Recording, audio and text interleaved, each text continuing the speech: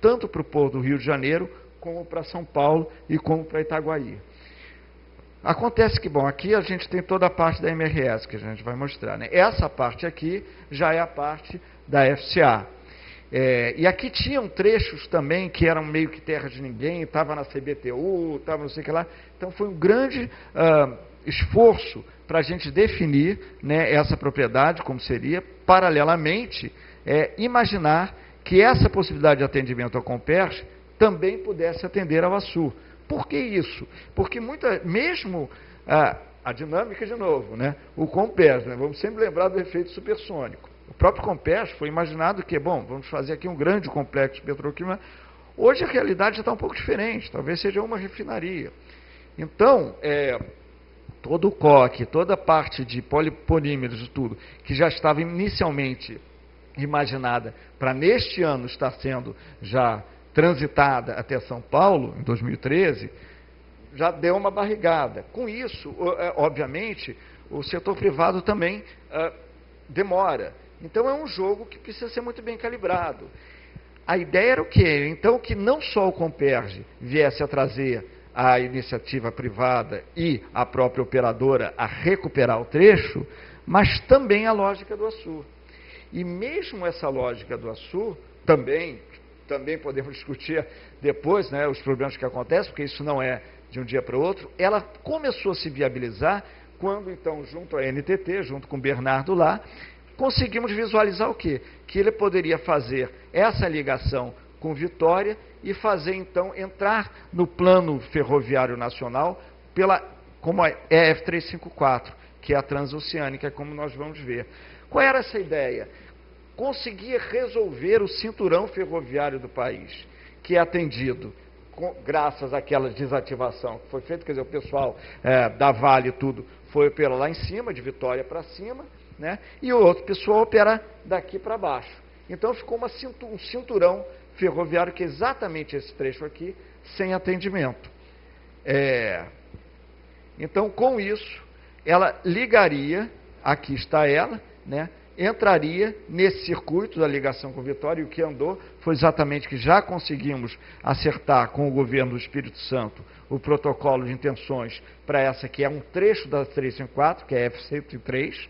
Então ela vai ser o primeiro trecho já consertado, e depois, então, entrar no plano ferroviário nacional, que cruzaria, né, toda a parte da zona agrícola e da zona mineral de Minas Gerais, entrando até cruzar a cordilheira e saindo aqui no Peru. Com isso, o que se teria? Simplesmente a grande chave dos Estados Unidos serem o que são hoje, que é a ligação com os dois continentes. Então, a gente teria aqui a ligação com a Europa e a saída pelo Oceano Pacífico também.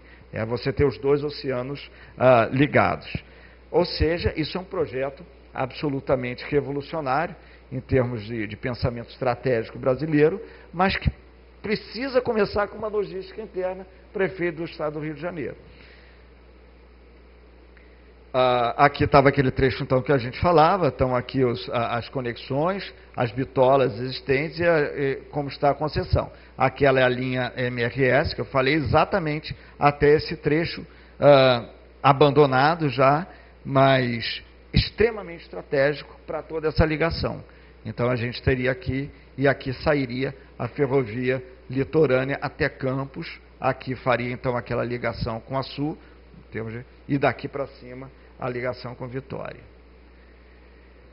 Bem, vamos dar uma rápida passada em rodovias. Igualmente, temos, né, as concessões, também outra área absolutamente concessionada, né? Pouco se pode fazer em termos de uma ação direta do Estado, mas muito se pode fazer em termos de uma ação institucional. Recebemos lá as próprias concessionárias, CCR, Autopista, com seus planos de melhorias das rodovias, poderiam dizer, bom, eu tenho 25 anos de concessão, está aqui o que eu tenho que botar o pedágio, está onde eu tenho que fazer alargamento de pista, estou muito bem. Mas como as coisas são muito dinâmicas, veja que como começaram a pegar isso, não existia Comperj, não existia ideia de Pôr do Açu. Então eles chegam até o Estado dizendo, bom, eu quero rever o plano, quero rever junto com as prefeituras, quero ver as necessidades de melhoria, porque as coisas mudam. Então eles mesmos precisam, é um diálogo constante, né?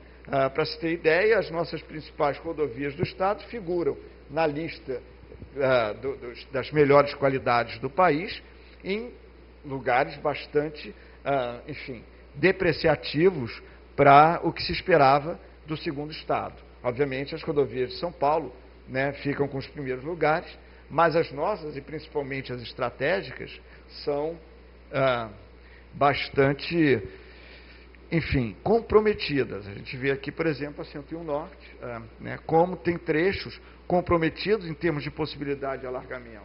A própria Dutra é uma rodovia absolutamente estratégica, mas que foi pensada há tempos atrás, né?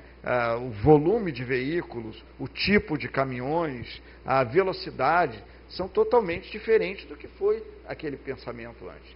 Então, hoje também, assim como se fala, bom, é Pôr do Rio, Pôr do Itaguaí, ficam dificuldades em termos da decisão estratégica. Por exemplo, um trecho como a Serra das Araras, o que se faz?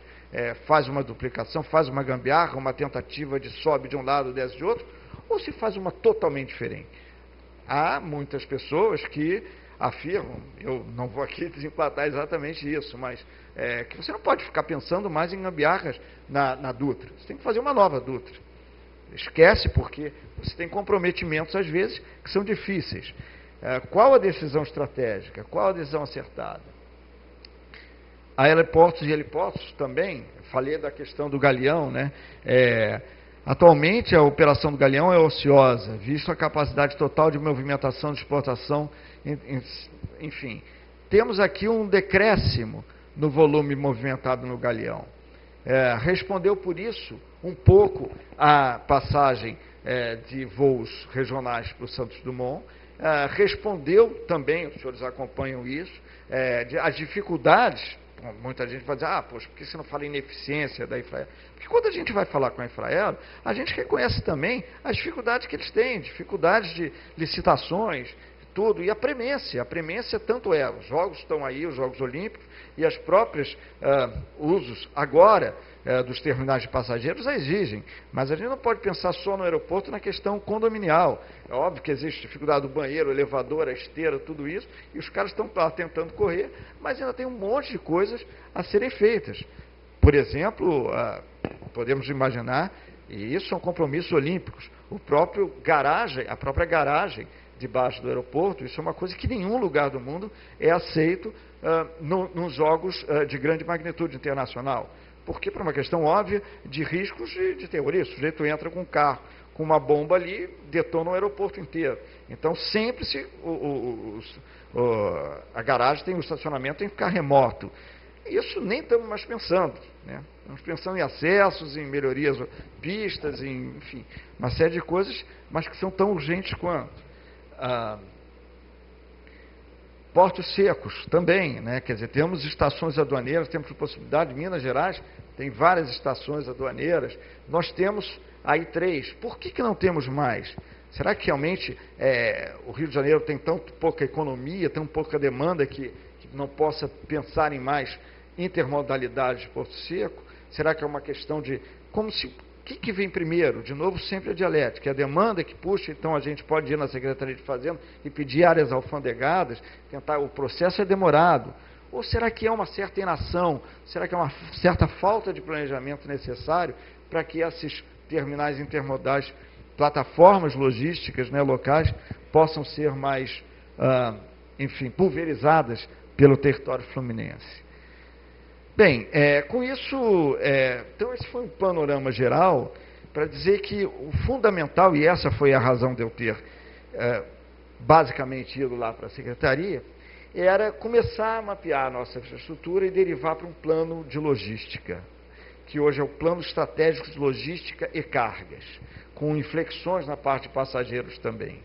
Isso começou a ser pensado em 2008, acabou saindo em 2011, por várias dificuldades, que a gente também entende. Eu me lembro quando a gente estava com isso aí praticamente para sair, isso foi pago com dinheiro do governo do Estado, foram R$500 mil para esse primeiro mapeamento. Esse mesmo dinheiro, que no começo era 1 milhão para esse estudo, eu me lembro que estava para sair em 2008, exatamente, me lembro que eu estava indo para a Secretaria em 2007. Em 2008 a gente estava com isso pronto com a Getúlio Vargas. Foi exatamente quando começou aqueles ataques, não sei se os senhores lembram, da bandidagem, que nasceu ali a ideia da UPP. Então todo o dinheiro do Estado praticamente foi carreado para isso. Óbvio, exatamente, mas as coisas são dinâmicas. E nisso a gente perdeu essa possibilidade. Obviamente ali era uma decisão estratégica de governo de atacar o problema da criminalidade com as UPPs, um grande projeto, mas todo o dinheiro foi para isso, a gente perdeu. Então saiu em 2011.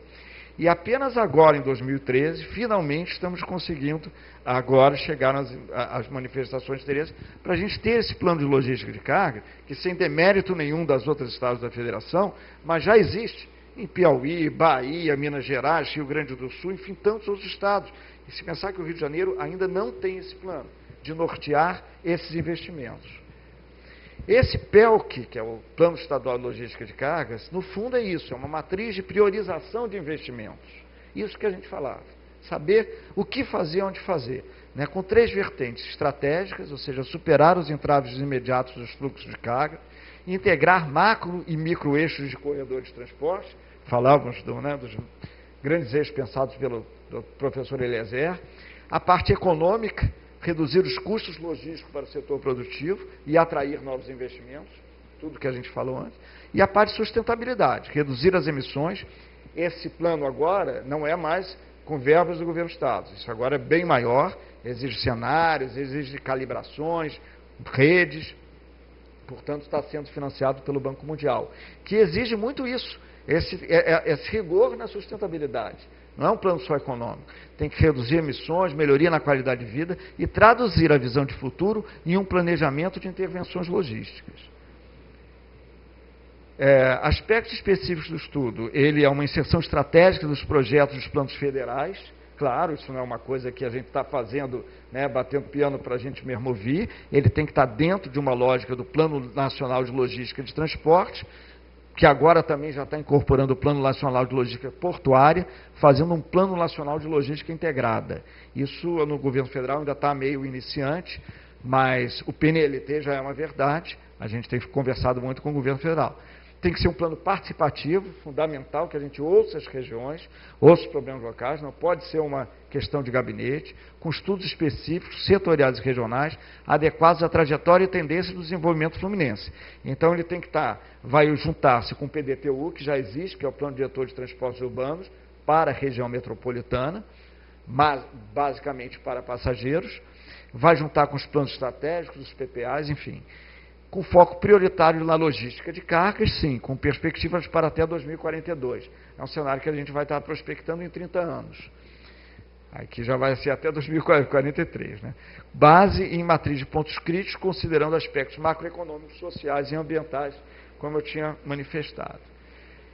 Os benefícios esperados são melhorar a eficiência do sistema logístico de cargas do Estado do Rio de Janeiro, melhorar as condições para as operações das empresas e para os usuários da via com novos corredores logísticos, diminuir gargalos de trânsito e, por consequência, a redução de emissões de carbono, isso é a parte do greening do Banco Mundial, instrumentalizar o Estado com banco de informações e dados para suporte ao planejamento e gestão de competitividade logística, isso é fundamental, esse banco de dados e informações, desenvolver modelo de governança e de comunicação, que auxilia a implantação do plano de ação proposto, isso é muito importante, a gente vai falar depois, é muito importante que o plano também não seja um plano que fique no gabinete, quer dizer, você tem que ter lógica de implementação. Minas Gerais, a gente recebeu há pouco o secretário de desenvolvimento que estruturou, e Minas, a gente sabe disso, eles têm muito critério em planejamento, né? Tanto que o próprio Aécio Anastasia, que hoje é o governador de Minas, ele é um cara que veio do planejamento, era o secretário de planejamento do Aécio.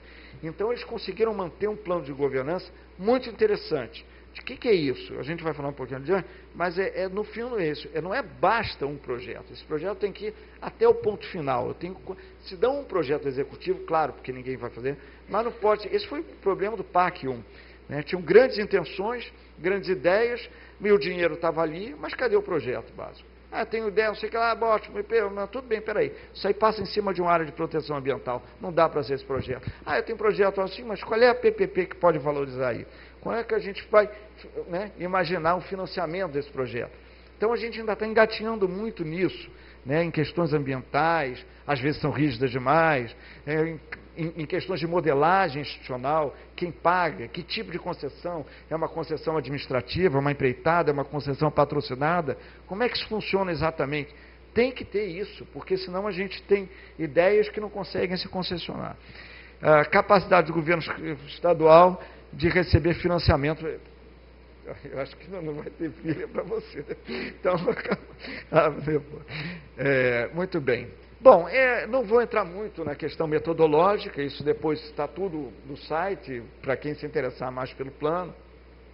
Mas, enfim, vamos ter pesquisas, OD, origem de destino, as partes tradicionais que um plano desse precisa, as modelagens matemáticas, mas, fundamentalmente, desenvolver estudos que sejam específicos para o Rio de Janeiro, eu vou falar agora, ter esse plano de comunicação e esse plano de governança.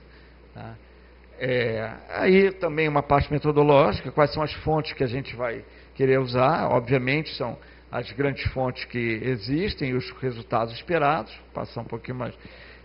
A gente tem uma definição dos principais produtos que impactam as cargas no Estado, isso já foi feito daquela modelagem inicial, daquele mapeamento inicial que já pagamos. Então, são 9 listas de produtos e mais os outros.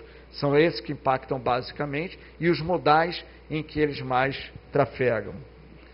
Esse estudo também já está disponível, se alguém quiser ter acesso. Bem, aí pensamos nas oficinas regionais, né, que precisam ter, quer dizer, elas são áreas críticas que a gente vê de maior adensamento e criticidade logística, e 6 estudos estratégicos específicos. Por que a gente imagina isso? Pode dizer, mas por que você direciona um estudo? É porque alguma lógica a gente tem que ter também de estar dentro do balcão e saber o que a gente já viu de problemas no Estado.